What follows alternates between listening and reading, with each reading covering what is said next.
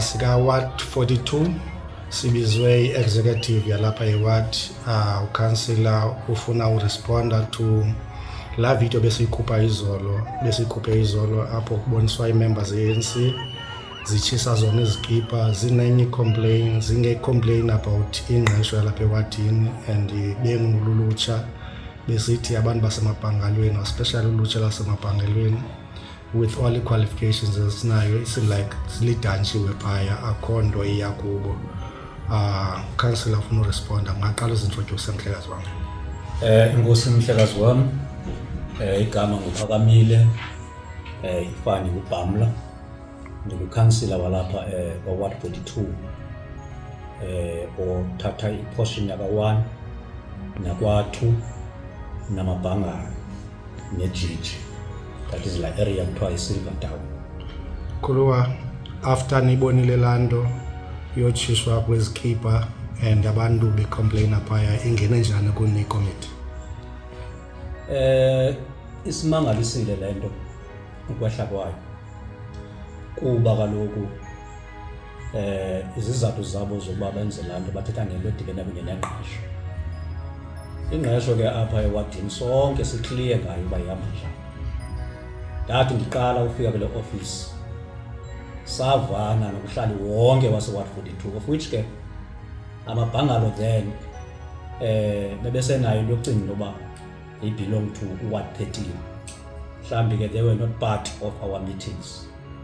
Savumelana apha into yokuba ngaba ingqesho xa ikhona siyayithatha siyise kwii-VDs, ii-ward committees nee-area committees zikhangela abantu ngokukhangela imeko ngokwahlukana kwethu singabantu sicingelana. Savumelana apha because khona endayibhaqayo kule administration sikuyo into yokuba kuneleta ezithi le nto ka-EPWP umuntu akamelanga athabathe inxaxheba ixesha lingapha kwenye iminyaka emibini. Loo nto ke yenzekile ke ndithe mos siyayazi into yoba ndifike bebekhona ngaphambili beqeshwe ngobengaphambili. Ilishwa ke lelokuba ngexesha elingena ngalo ezi leta zifikele kum ezichazayo into yoba akumelanga zibe njalo, and loo nto iye ichaphazele nesabelo esi nisifumanayo sokwenza imisebenzi ku-national, kuba unational ukholelwa into yokubana mayirotate umuntu angahlali ngaphezu kwe-2 years, futhi makube khona mabanikwe ingqwalasela nabantu abadisabled kulaa mcimbi. Savana sayithetha ke siyi-ward and savana into yokuba le nto yokucinga into yoba ingqesho iyakwenzeka emithingini ibangela into yobana eminye imiba ibe ngathi umba ochaphazela abantu yinto edibene nengqesho. Ukuba kukho ngqesho abantu abasafuna ubheka zimithingini bafuna basabelana lapha kwiinkokheli uba ingaba kwi-agenda ikhona into edibene nengqesho. So savana siyile ward ukuba only if xa besilungisela imeeting kube kanti kuvela into edibene kunye nengqesho sakuya nayo ebahlalini emithingini ngolo hlobo. Kodwa ke xa ize kungekho ntlanganiso sinayo siyayithatha njenge-leadership siyise kwii-areas apho abantu bakhona and apho abantu bazana khona neemeko zabo zokuphila. That is indlela esenza ngayo apha kule ward. Khuluwa, mhlawumbi just ukukhathisha nje kancinci cebo with laa nto yenzeke phaa emabhangalweni, I think it's not only Ward 42 that is complaining about yona, I understand, because it's not about ingqesho yalapha ewadini, it's about u-MMC. If uyaqwalasela phaa there were placards ebezithetha ngo-MMC uClara oba uqesha kanjani, uyazi kanjani ingxaki zalapha ewadini for oba ibe nguye ozoqesha abantu okuthatha abantu apha ewadini. I've got a little bit of explanation from kwi-leadership ibindifowunele izolo and mhlawumbi mandikhe ucacisele how I understand it now. Yeah. Xa niqesha apha ewadini kuye kwafunyaniswa uba there is le nto mhlawumbi uCouncillor, not wena, andizothi wena ke oCouncillor, imistake ibiyenza oCouncillor bebethatha amavolontiya apho, bathatha aba bantu bakufutshane kubo, and kube kukho exabe kusiwa kweza elections landlayo iBuffalo ilandia iBCM be fragmented kakhulu iqhawuke phakathi and kufunyaniswa uba ezinye members of ANC aziqeshwanga ngenxa yoba zingekho kule faction kaCouncillor hence ke kuthiwa ninani ngoCouncillor benithatha abantu benu nibangene pha kube kwezi members ikhalazalayo and wangenelela apho ke ngoku i-explanation uba ungenelele apho Clara to ulungisa lento yalama volunteer ebengaqeshwa ngoCouncillor hence uyibona leya into mhlambe kuthiwe kujongwa i-members ANC ezingaphangeliyo andazi uba bazijonga kanjani na then zithathwe without mhlambe ezinye without if uCouncillor mhlambe bengabaqesha abanye abantu without or mhlambe bengekho kwi-coethile or bebengekho kwi-coethile bona bathathwe without ulanda uCouncillor bafakwe kuthulele landiya andazi bekuthiwa yintoni landiya la program kaClara for ulungisa into elolo hlobo uyayazi wena mkhulu mhlambe iward xa kumsebenzi kwabelwa iward zonke ngokulinganayo yes ze kuthi emveni koko kujongwe kwisikhwama esikhona kuba kaloku noba ingqesho zivelile kodwa azikwazi uba nela bonke abantu kuye ke ngokuthi abanye bayakwazi ungena apha kule ofisi yam umuntu ezozibekela ingxaki yakhe esisiqo ze kuthi nam ke ngoku umhla ndibhaqa loo nto ivelayo ndimcinge but abapheleli nabantu kwazi bagqiba abaninzi abantu balila kule ofisi bebeka ingxaki zabo i-intervention ungenelela lalo yongenelelo yes iba khona ke emveni koba kulungiswe ngolo hlobo nangoku into eyenzekileyo ke pha ngabantu besoloko benqunqa apha eofisini bezokhala besuka kulaa ndawo baye napha kulaa ofisi ka-MMC bekhala bade babe nayo ingqondo ethi bona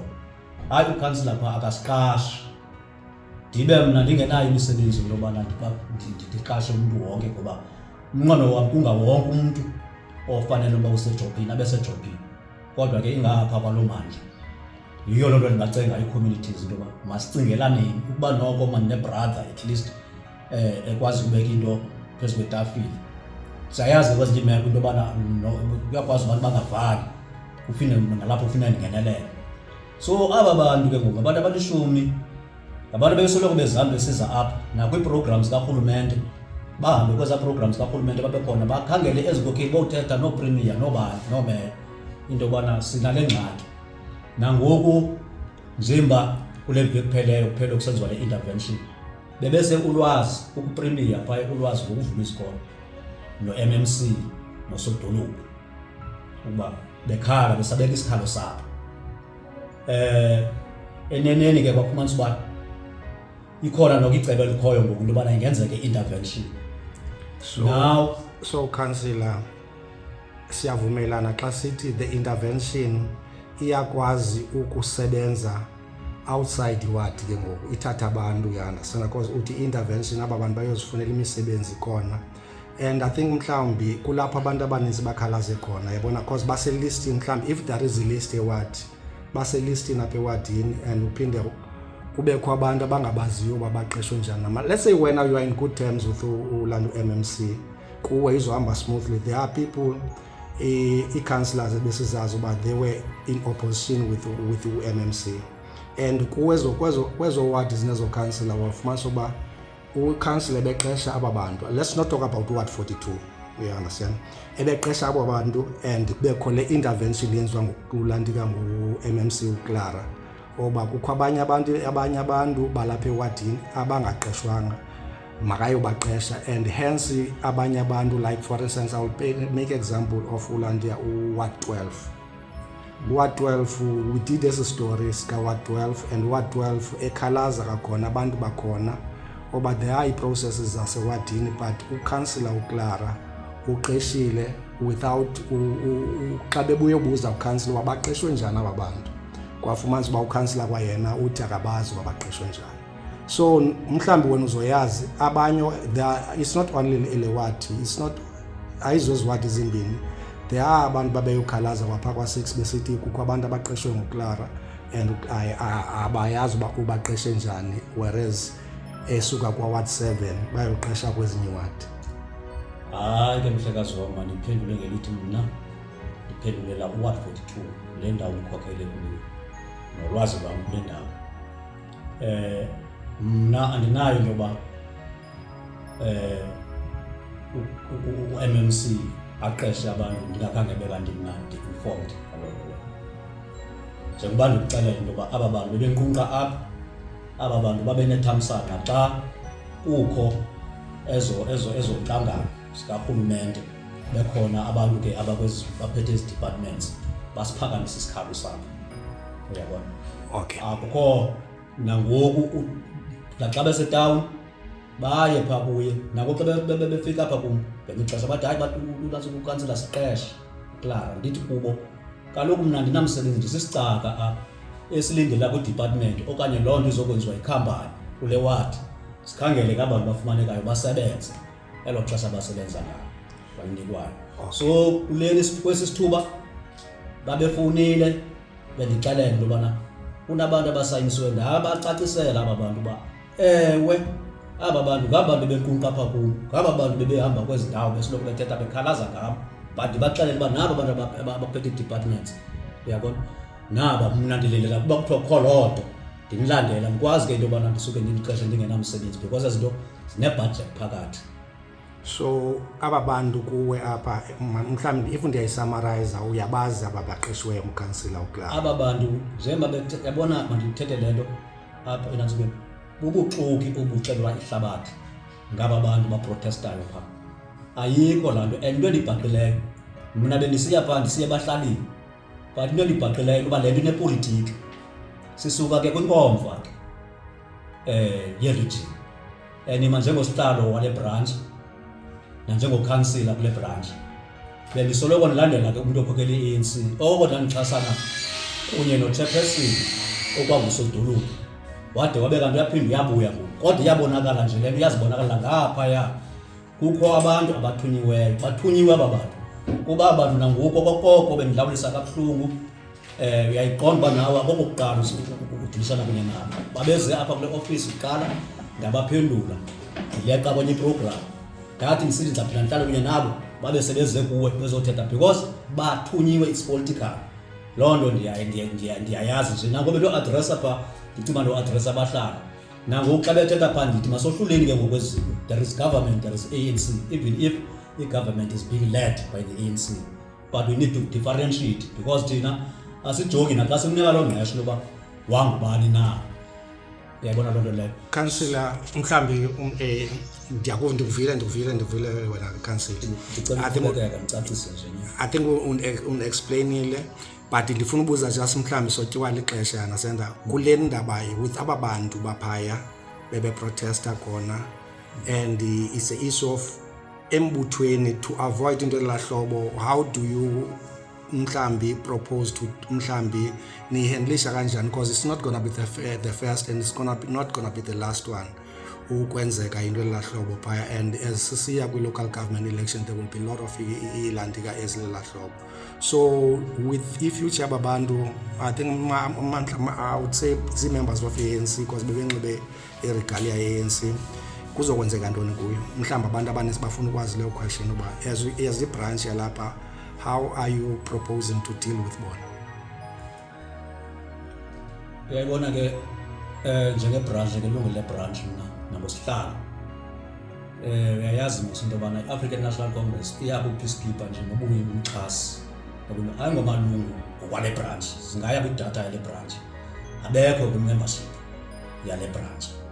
Kodwa kuyabonakala into yobana kukhona ii-politicians kule nto ndiyithethayo yongavani neento zee-factions ezisaphilayo nangoku seyigqithile i-conference, and netarget uba kubangela ukutargetwe le nantsi le wadi kungenxa yento yoba ndixhasa usodolophu loni mvayo uthukwayo nangoba bebezeni aba bantu, and inkoliso yabo ngaba bangene inkani kwazanantsi kula mabhangalo belungisele abantu bengene ezindlini zabantu, yabo. So laa nto leyana inayo ipolitiki ngapha yamhlekazi, but ke sizawuhlala phantsi thina siyibranch sihlale phansi mhlawumbi uba kufuneka siconsulte ne-upper structures to suggest on this particular matter, sifuneke lona ntsibongcebiso ku-advise.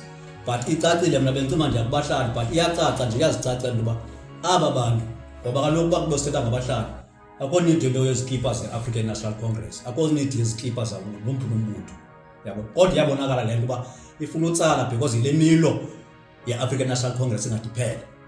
Ifuna nje ukubonakalisa ingathi kwi-instability, of which there is stability apha kule ward.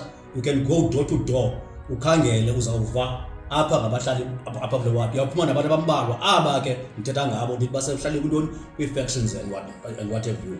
But apha there is stability, and apha yonke into it's transparent, yenziwa openly, everyone is happy up. Not unless aba ke kubangelwa zi-politics. Nabanye ngoku kungemnandanga but axole indlela ekwenziwe ngayo. Ngoku yena ngakhange bekanti uthathekile but axole kuba yonke into yenzeke transparently.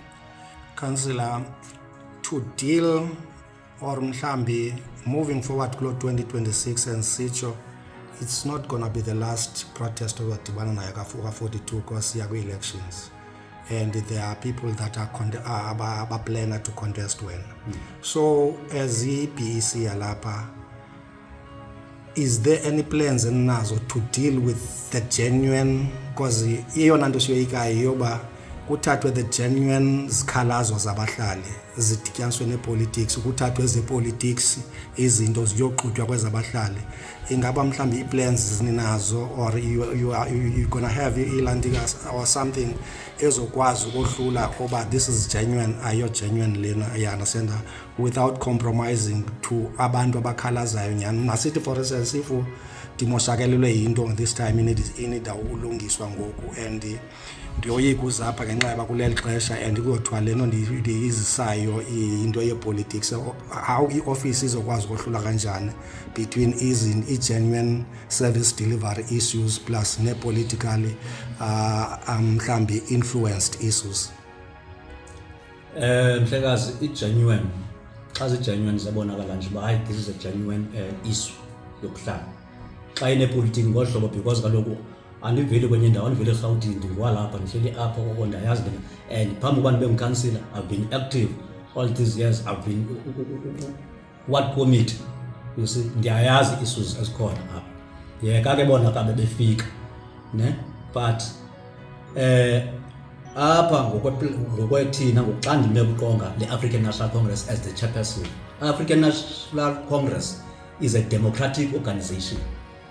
Ayithathi mntu imnike ide yathatha yaya ku-extend yokuba ngoku ihambe ingagqibi nje ngaphakathi embuthweni, ibheke kwi-communities, abantu bazigqibele, yabona. So sisoloko sicengana ke kunye namalungu into yoba akuncedisane, incedile le yoba sibe sisilwa sikruthakuthana. And futhi i-African National Congress inexesha because ezi zinto ziyaphazamisa, zinike into erongo kumehlo abantu nasezingqondweni zabantu neentliziyo zabantu, bahlale benento erongo ngayo. Kanti ngabanye abakwalapha phakathi kwethu ngenxa bona befuna upusha their own selfish interests, basebenzise genuine issues ezichaphazela abantu, yabona, ukuba nje makunansi ke mawugqwaliseke lo ukhokheleyo, yabona, ugqwaliseke nalo mbutho kakade. So that's how izinto zenza ngakhona. But thina always when i-platform ndiyabacenga abantu uba akho need, because akho bantu uzangemsa inkani umntu, we must work for the people.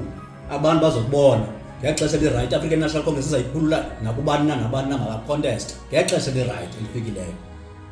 Kulua, but at the same time there's one question endilandika ndifuba uluvala ngayo. Yes. Ukansila uBhamla, are you contesting? Uyabuya kulandika kwezi local government election? As I said, the African National Congress as of now ayikayiniki lo platform. We are still working on ezingxaki sijongene kunye nazo, so service delivery sonke kufuneka kambe yolo leyo, even sicela even the volunteers into bazisincedise siyovolunteer ukuzama into bana screen communities kwenzeke zonke izinto kakuhle zabahlali. Leyo into iyawuthi ngexesha elifike ngayo loba likhululwa kube khona ndiphendulayo into ba ndenza ntoni nakanye kanye. Yani ke akho nento enye endoyikayo.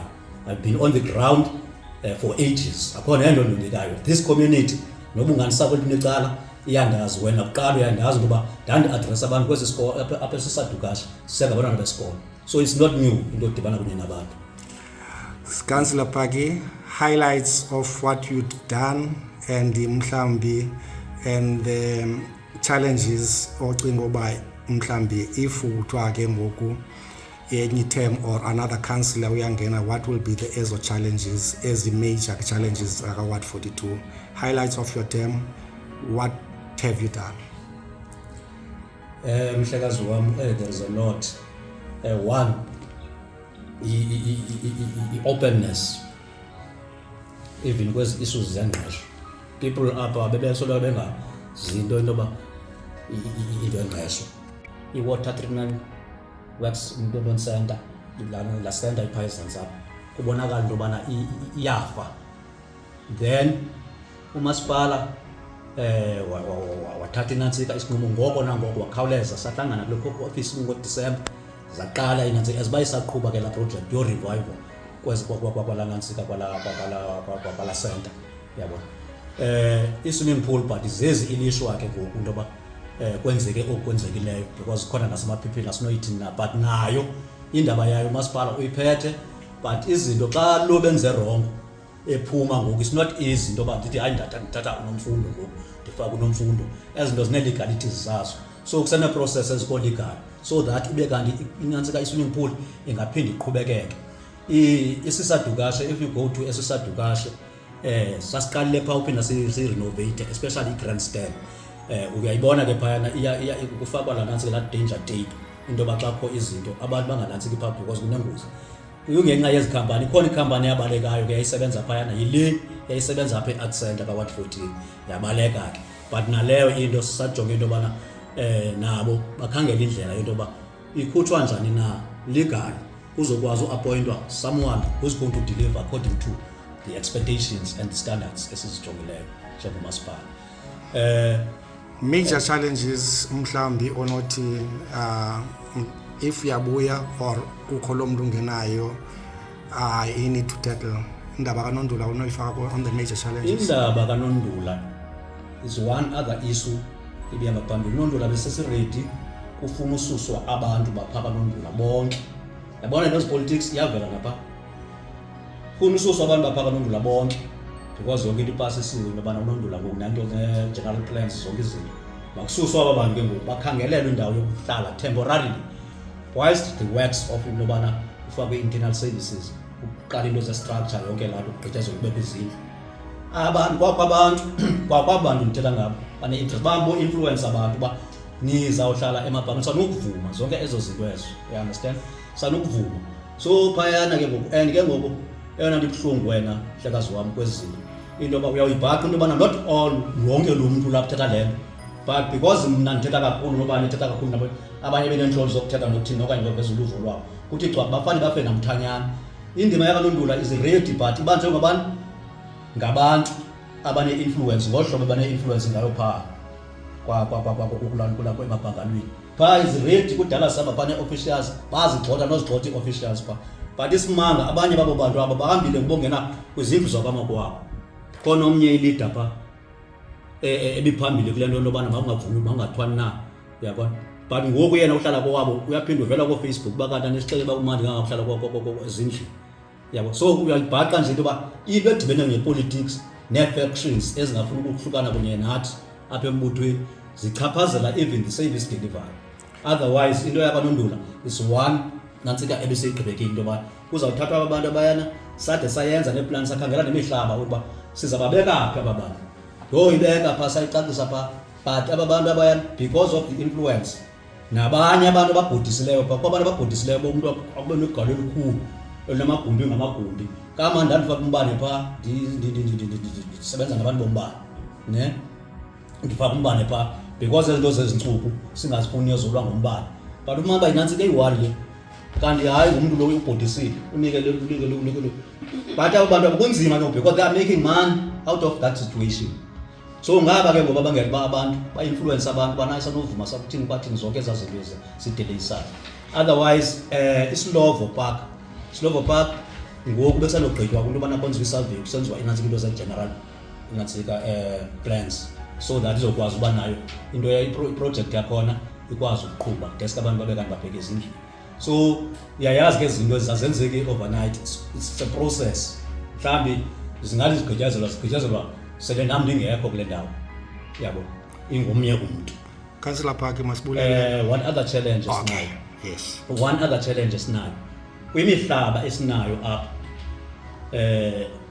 abantu abahleli informal kuyo ayikho phansi komasipala ne kube nzima ke ngoku ukuba ngaba abantu sifake umbane kubo So indaba yombane bayi-challenge challenge kwezinye areas because most of the areas are electrified kwi-informal settlements but kukho ezibanzima ngomasipala ayo investor kuzo ngofaka awuchitha imali kuzo ekubeni uba kanti ingeyo ndawo yakhe indawo ezifana noMercury sigoniwe sisonke uyafumana uba zonke zibhilonga kwi-ECDC yayibona so sinazo ngxaki ezinjalo Silver Town now ndilindele u-spatial planning into yoba aphinde okwenza aze ngalaa room bajonge phaa because ngoku sibarelocatile abantu bephantsi kwe-power line ababesithi abanayo imaterial masipala wayithenga imaterial bowulungiselelwa abasuswa baremovwa bawubekwa kakuhle ezindaweni ezirayithi. The only thing ngoku esilindeleyo into yoba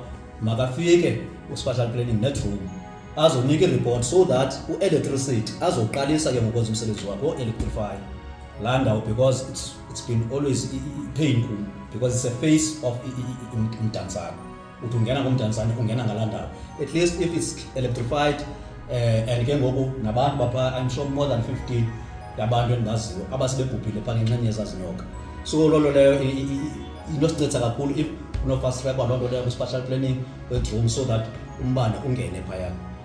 Councillor Bhamla, masibulele ixesha lakho, sibulele nge-explanation. Hope wasawunqabelana with the information and ningandithuki kwakhona xa ndiphinda ndisize ewadini. It's local government elections season soquqa sibuyelela sobizwa. The only thing esinokuthembisa yona is yoba if there is anything that is happening ewadini yakho we need uba siyi-communicate. It's up to i-committee lena to respond or not to respond. We'll do leyo into but we want uba asokwazi uba sithi xa sibizwa ngabahlali siyi-platform yabahlali uba singaveli, not necessarily uba silwa nombutho or silwa ne-executive or silwa no-council. Enkosi ngexesha lakho mkhulu. Ndabulela mhlekazi.